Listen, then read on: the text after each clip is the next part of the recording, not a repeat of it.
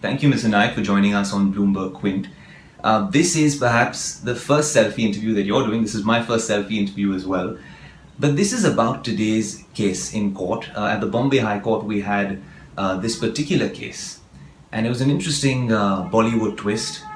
If you could just let us know what went down in court today with regard to... Well, Ayush, matter is concluded. We finished our arguments. It's kept for orders on Monday. We basically argued on freedom of speech. We tried to justify, we tried to explain why the revising committee's suggestions, the 13 of them, are not in accordance with the principles and the guidelines of the Cinematographic Act. We also said some of them are absurd and out of place and in fact violative of our constitutional and fundamental rights.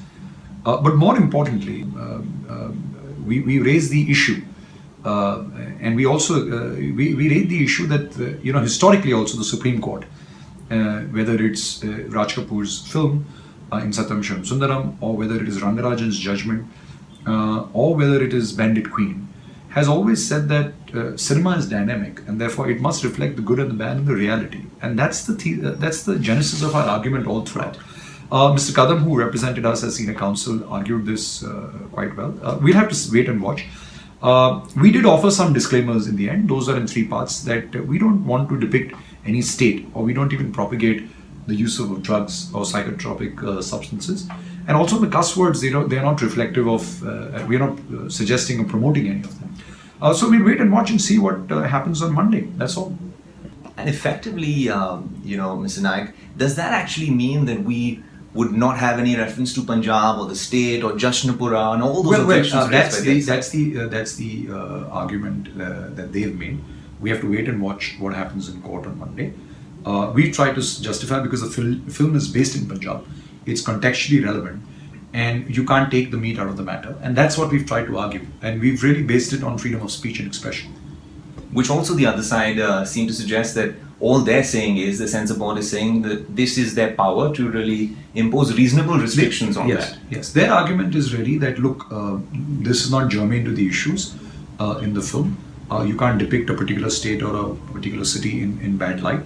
Our argument is that the film is relevant in terms of context. In fact, the guidelines also provide that you must view the film as a whole and not look at these in bits and pieces. And that's been really our argument. Also, so there's one question which comes to mind, and I believe the other side raised it right at the start of the hearing, which was about approaching multiple fora. I believe that the appellate tribunal. I think there's a lot of miscommunication. We could have gone to the FCAT, and that's the right forum.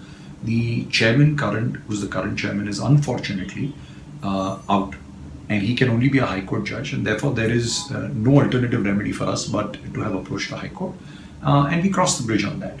And also in the event that either side, if the judgment is favourable for either side, would there be a due course of appeal? What would that be?